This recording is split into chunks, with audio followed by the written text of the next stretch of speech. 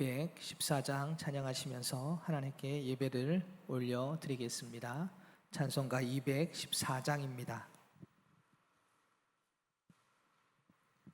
찬송가 214장.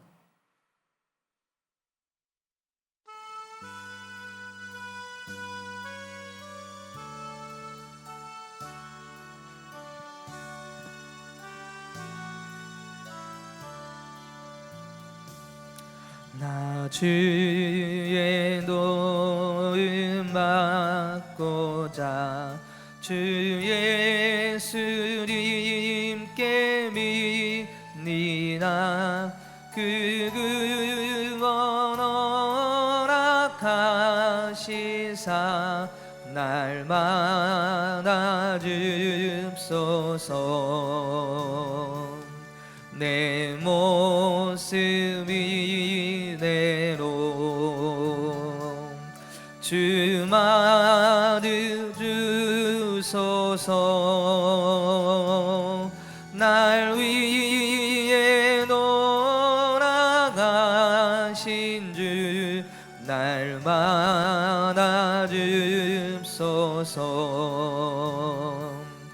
큰 죄에 빠져 영주그 날 위해 피 흘렸으니 주 영상대로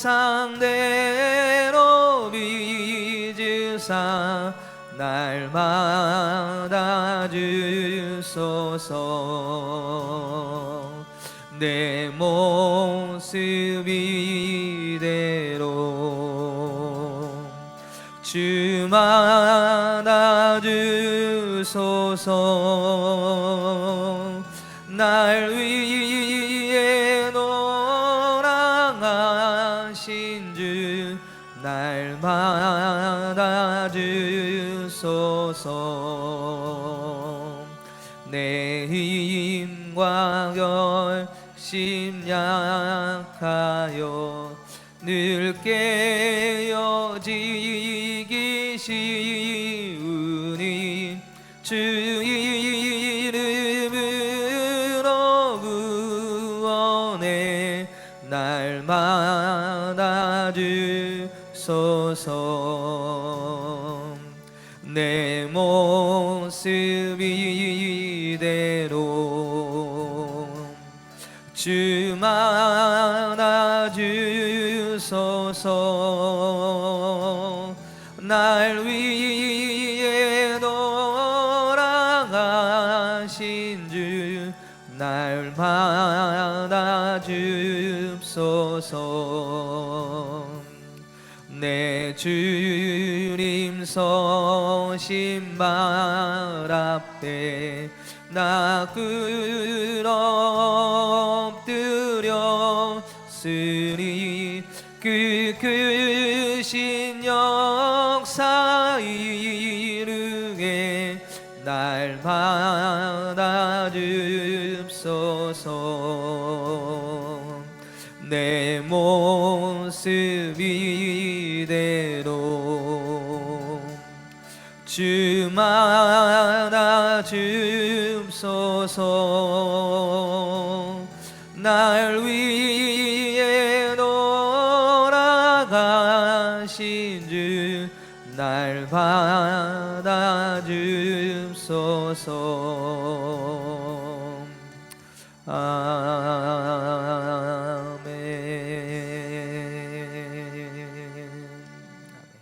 우리 말씀을 찾아보겠습니다. 느헤미야 7장입니다. 느헤미야 7장 5절부터 7절까지 말씀을 함께 보겠습니다.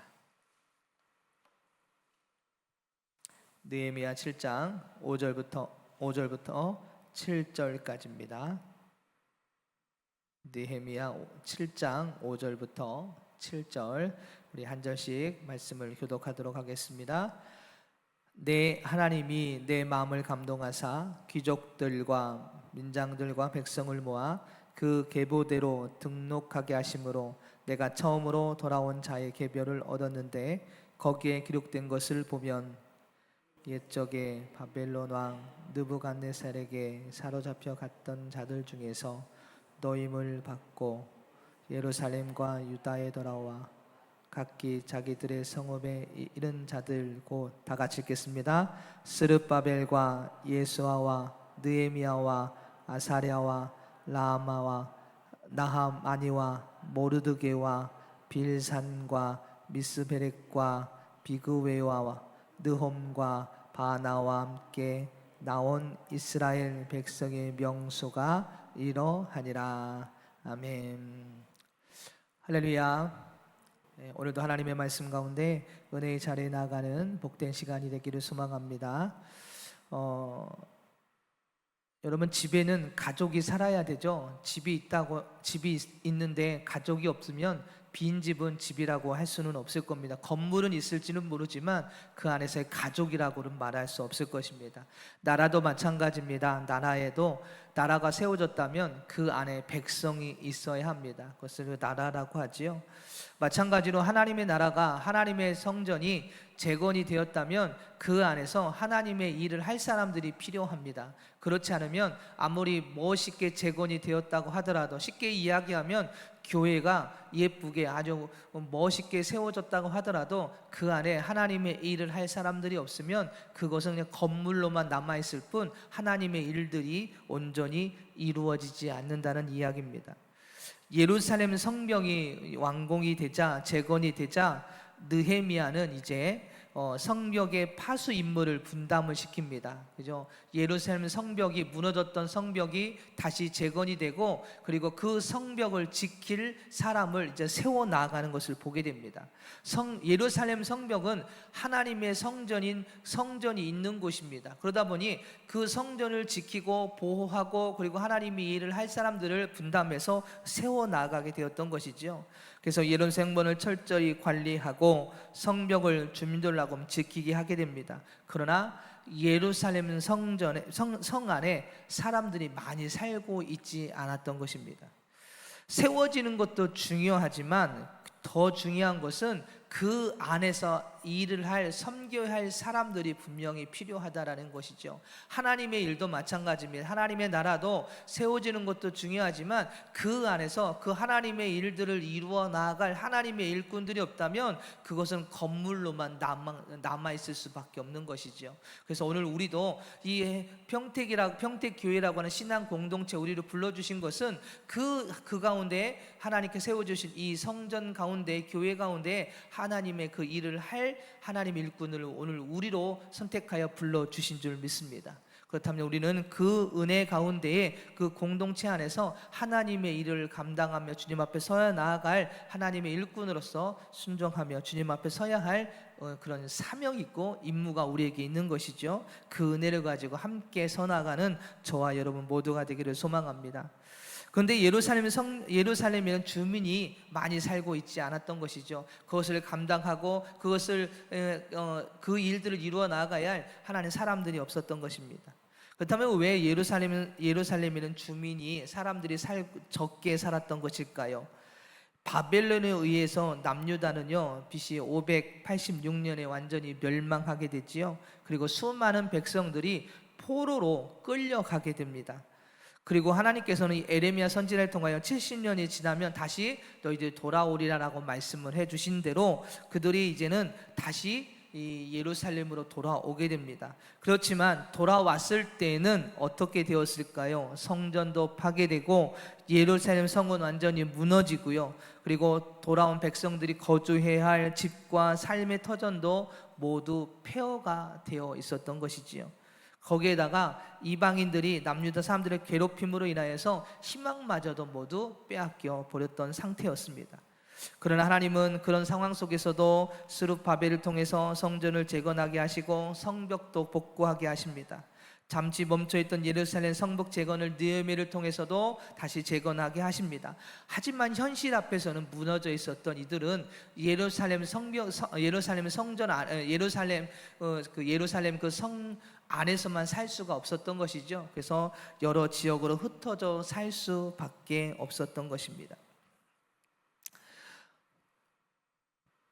그래서 하나님께서는 오늘 느헤미야를 감동을 시켜서 그 재건된 예루살렘 성 안으로 사람들을 모으시기 시작을 했던 것이죠. 재건한 그 성벽 안으로 사람들을 모아 다시 하나님의 일을 이루어 나아갈 수 있도록 인도해 주신 것입니다.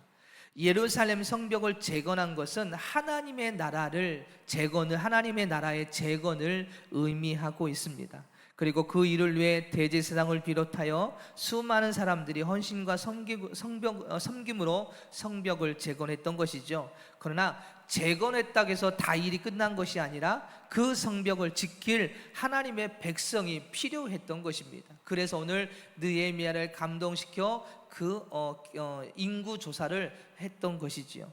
사랑하는 여러분, 하나님의 교회는 건물만 있다고 해서 되는 것이 아닙니다. 세워져 있다고 해서 되는 것이 아니고 그 안에서 함께 일할 사람이 분명히 있어야 되고요, 하나님의 말씀을 따라 순종하는 사람들이 분명히 있을 때 그 안에서 하나님의 일들이 이루어져 나가게 되는 것이죠. 오늘 저와 여러분이 바로 그러한 하나님의 일꾼인 줄 믿습니다. 그 부름을 받아 오늘 이 자리에 나왔고, 그리고 또 그 부름을 받아 그렇게 하나님의 일들을 이루어 나아가는 하나님의 귀한 일꾼들이 된 줄 믿습니다.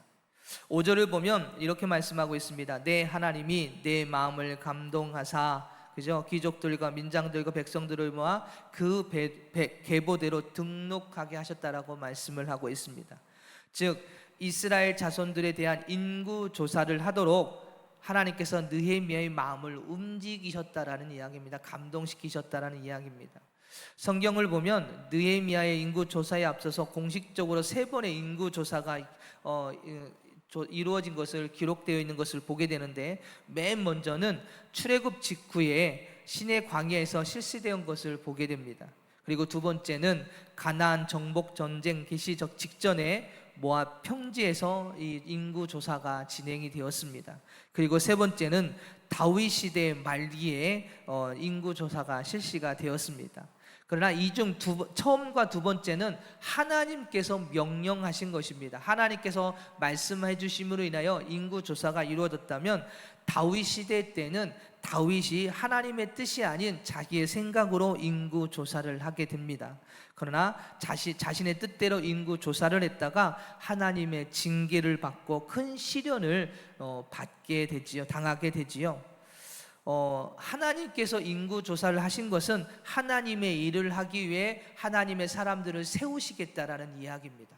그래서 출애굽했을 때, 그리고 가나안 전쟁 앞에서 인구 조사를 통해서 그들을 통해서 하나님의 일들을 이루어 나가겠다라는 뜻으로 인구 조사를 했다면, 그러나 다윗은 그 하나님의 뜻 가운데 인구 조사를 하지 않음으로 인하여서 하나님의 큰 징계를 받게 되죠. 그런데 오늘 느헤미야에게 다시 인구 조사에 대한 감동을 주시게 되었던 것입니다. 말씀을 해 주셨던 것이죠.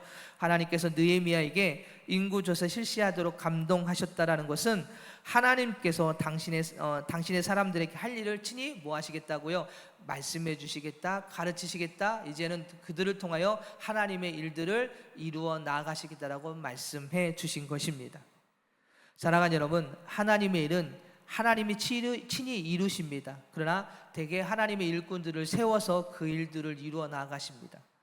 그런데 인간인 우리가 스스로 하나님의 뜻을 알 수는 없습니다. 그죠? 그렇기 때문에 하나님께서는 우리에게 감동을 주시는 것입니다. 로마서 11장 33절과 34절을 보면 이런 말씀이 있습니다. 깊도다 하나님의 지혜와 지식이 풍성하며 그의 판단은 헤아리지 못할 것이며 그의 길은 찾지 못할 것이로다. 누가 주의 마음을 알겠느냐? 누가 그의 모사가 되겠느냐라고 말씀하는 모습을 보게 됩니다. 우리가 하나님의 뜻을 다 헤아릴 수 없음을 분명히 말씀해 주는 성경 구절이라고 봅니다. 성경 구절인 것이지요. 그러므로 우리가 하나님의 뜻을 알고 하나님의 일을 하려면 하나님이 우리를 향한 뜻을 알려주시지 않으면 우리는 하나님의 일을 감당할 수도, 그 일을 위해 나아갈 수도 없게 되는 것이죠. 하나님이 우리를 향한 뜻을 알려주시지 않으면 안 됩니다. 그래서 오늘 우리는 하나님의 뜻을 알기를 원합니다. 하나님의 그 뜻 가운데 나아가길 원합니다라고 우리가 그 주님 앞에 더 열심히 주님 앞에 나아가 기도할 수 있는 신앙의 모습이 오늘 저와 여러분 모두에게 있길 소망합니다. 그럴 때 하나님의 뜻을 알게 되고 그 뜻 가운데 나아가 하나님의 일 가운데 서게 되는 것이죠. 그렇지 아니하면 내 뜻과 내 생각대로 나아갈 수밖에 없게 되는 것입니다. 하나님의 감동이 있을 때에 그 끝 가운데 나아가게 되고 하나님의 말씀하실 때에 하나님의 놀라운 일들이 우리의 삶 가운데 일어나게 되는 것입니다. 하나님의 일꾼들은 다 하나님의 감동을 받아 그 뜻을 알고 하나님의 일들을 하게 됩니다. 특히 선지자들, 구약의 선지자들을 보십시오. 그들은 하나님의 감동으로, 하나님의 말씀으로, 하나님의 인도하심 가운데 그 뜻 가운데 세워져 하나님의 일들을, 그리고 하나님의 말씀들을 선포하는 일들을 했던 것입니다. 그 모든 것의 시작은 하나님의 감동됨이었습니다. 사랑하는 여러분, 오늘 우리도 하나님의 감동된 그 은혜를 가지고 하나님의 일 가운데 서 나아가는 신앙의 모습이 있기를 소망합니다. 오늘 우리도 하나님 성령으로 감동시켜 주셔서 그 일들을 이루어 가십니다. 그러기 위해서는 오늘 우리도 성령의 충만함을 받아야 되고요, 그 은혜 가운데 섰을 때에 하나님의 감동이 우리에게 임하게 되고요, 그리고 그 가운데 놀라운 일들이 우리의 삶을 통해서 나타나게 됩니다. 따라서 우리의 마음속에 하나님의 일이 생각나고 하고자 하는 생각이 우리에게 든다면, 그렇다면 그것은 성령님의 인도하심입니다. 그렇기에 우리의 생각과 우리의 마음을 모두 내려놓고 하나님께서 감동 주신 그 은혜를 가지고 주님의 은혜 가운데 서는 우리 모두가 되기를 소망합니다. 물론 우리의 자랑과 나를 드러내기 위한 일이 자꾸 생각이 난다면 그것은 성령님의 감동이 아닙니다. 하나님의 감동이 아닐 것입니다. 내 뜻과 하나님의 뜻을 분별하고 주님을 따라 나아가는 삶이 오늘 우리에게 있어야 될 줄 믿습니다. 오늘 하나님께서는 느헤미야에게 그 감동을 주셨습니다. 그 감동을 주시고 이제는 이스라엘 예루살렘에 있는 사람들, 남유다에 있는 그 백성들을 다시 계수하게 됩니다. 그리고 그 계수한 사람들을 이제 예루살렘으로 이주시켜 이제는 그 하나님 나라의 재건을 위해서 이제는 하나님의 일들을 맡겨 그 일들을 이루어 나가는 일들이 이제 이루어져 나가게 되는 것이죠. 사랑하는 여러분, 오늘 우리도 그 하나님의 감동 가운데에 하나님께 세우신 자리에서 순종하며 주님 앞에 나아가는 삶이 되어야 될 줄 믿습니다. 그러기 위해서는 더욱더 하나님께 기도하며 주님의 뜻을 구하는 자가 되어야 될 줄 믿습니다. 여러분의 삶 가운데 여러분이 하는 일들을 위해서 얼마만큼 기도하십니까? 내가 하는 일, 내가 섬기는 일, 내가 봉사하는 일을 위해서 얼마만큼 기도하고 계십니까? 그것이 하나님의 뜻인지를 위해서, 하나님의 일하심인지를 구하기 위해서 얼마만큼 기도하고 더욱더 주님을 찾고 그렇게 나아가고 계십니까? 오늘 우리가 하나님의 백성이라면, 하나님의 일꾼이라면 가장 먼저 돼야 될 것은 하나님의 뜻을 구하는 것입니다. 하나님의 감동됨을 구하면서 나아가는 것입니다. 내가 하는 일이 맞는지, 내가 하는 것이 옳은 길인지, 하나님의 인도하심인지를 온전히 구하고, 그리고 그 뜻 가운데 감동됨을 받아서 더욱더 주님의 인도하심 가운데 설 수 있는 신앙의 모습이 우리에게 있어야 될 줄 믿습니다. 느헤미야는 하나님께서 주신 감동으로 하나님의 나라를 채워 나가는 모습을 보게 됩니다. 오늘 우리도 하나님께서 주신 감동과 은혜로 하나님의 나라를 채워 나가야 됩니다. 먼저는 우리의 가정을 위해서, 우리 가족을 위해서, 자녀들을 위해서, 그리고 우리의 삶의 터전과 그리고 공동체를 위해서 기도하면서 그 은혜 가운데, 그 안에서 하나님의 뜻을 구하고 찾고 채워 나가는 신앙의 모습이 오늘 우리 안에 있어야 될 줄 믿습니다. 누가복음 14장 23절에 보면 이런 말씀이 있죠. 주님께서는 내 집을 채우라 라고 말씀하십니다. 단순히 사람을 채우라는 이야기가 아니라 하나님의 감동을 받아 하나님의 그 뜻 가운데 나아갈 하나님의 일꾼들을 채우고, 하나님의 사람들을 채우고 그 가운데 하나님의 일들을 이루어 나가라고 우리에게 말씀하고 있는 줄 믿습니다. 먼저는 우리의 가정이 믿음으로 채워져 나가기를 소망합니다. 삶의 터전인 일터에서도 주님의 사랑에 채워져 나가기를 소망합니다. 그리고 우리에게 맡겨준 영혼들이 주님의 은혜의 자리로 나아갈 수 있도록 채우는 삶이 바로 하나님께 감동된 삶임을 우리는 기억해야 할 것입니다. 그래서 주님의 은혜에 감동된 삶으로 우리가 그렇게 가정에서, 삶의 터전에서, 일터에서, 그리고 맡기신 영혼들을 향하여 그렇게 감동을 가지고 섬겨 나갈 때 하나님의 놀라운 은혜와 사랑이, 그리고 역사하심이 나타나게 될 줄 믿습니다. 오늘 우리가 그것을 기억하고 주님의 은혜에 감동된 삶이 저와 여러분 모두에게 있기를 소망합니다. 그 은혜로 오늘도 승리하는 삶이 되기를 축복합니다. 기도하겠습니다. 할렐루야. 사랑이 많으신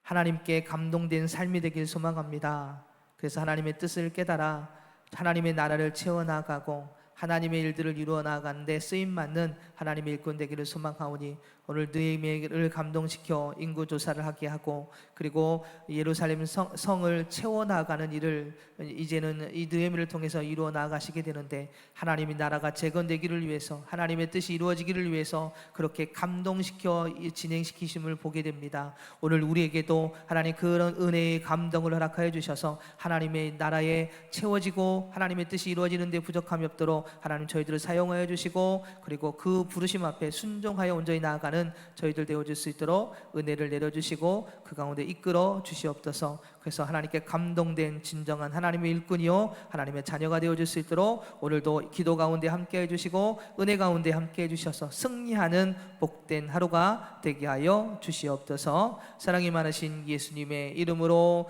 기도드립니다. 아멘.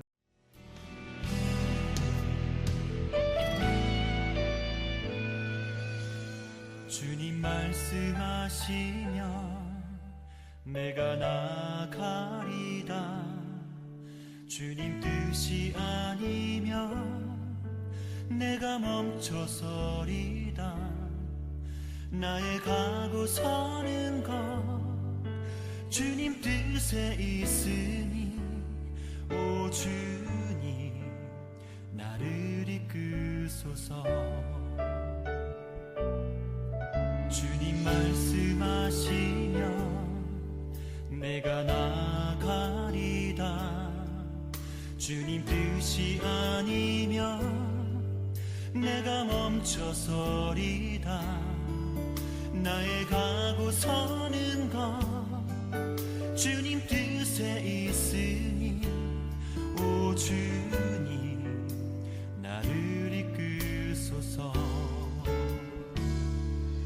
뜻하신 그곳에 나 있기 원합니다. 이끄시는 대로 순종하며 살리니 연약한 내 영혼 통하여 일하소서. 주님 나라와 그 뜻을 위하여 뜻하신 그곳에 나 있기 원합니다. 이끄시는 대로 순종하며 살리니 연약한 내 영혼 통하여 일하소서. 주님 나라와 그 뜻을 위하여 오 주님 나를 이끄소서.